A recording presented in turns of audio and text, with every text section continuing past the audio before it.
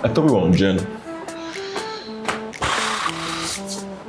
There we go. Are you ready? Should we go like this, or do you want me to change, or change?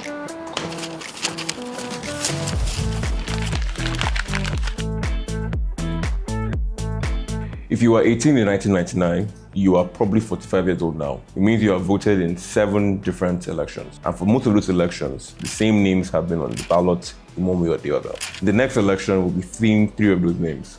3 names that have, in a very possible way, defined and shaped how the current election climate has been. One of them is president, the other 2 want to be president, and this election will likely be their last stand. Let's meet them.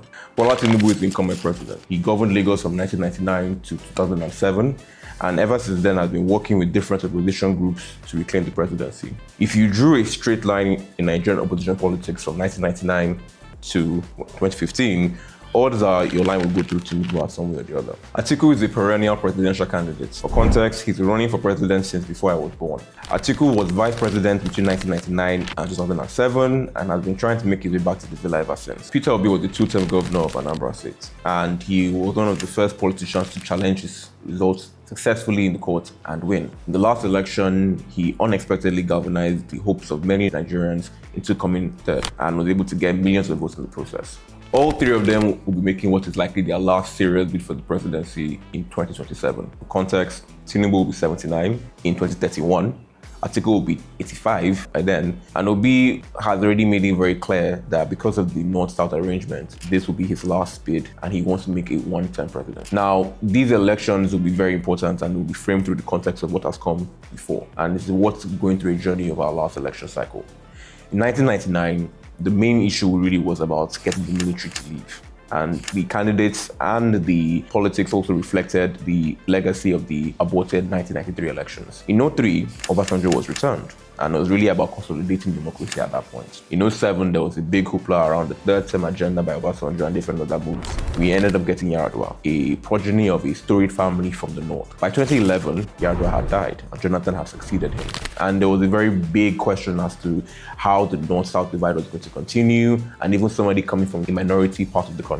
By 2015, opposition parties and leaders had consolidated together to support Buhari. One of them was Tinubu, and somebody at the primary was Atiku. By 2019, Atiku had left the APC, and Atiku and Obi formed the PDP ticket against Buhari's re-election. And then, the last election, all 3 were on the ballot for the first time as presidential candidates in one of the most contentious and the tightest margins ever seen in the Nigerian election. Tinubu got elected without the plurality of the votes, and ever since then, we've been seeing different issues to try to really affirm and state their powers and their influence ever since. But what's really important here, and what I really wanted to focus on, is the issue around this context of in Nigerian politics. You see, for many of their supporters, whether you're articulated, whether you're a Baptist, or whether you're obedient, the idea is that these leaders individually can change Nigeria.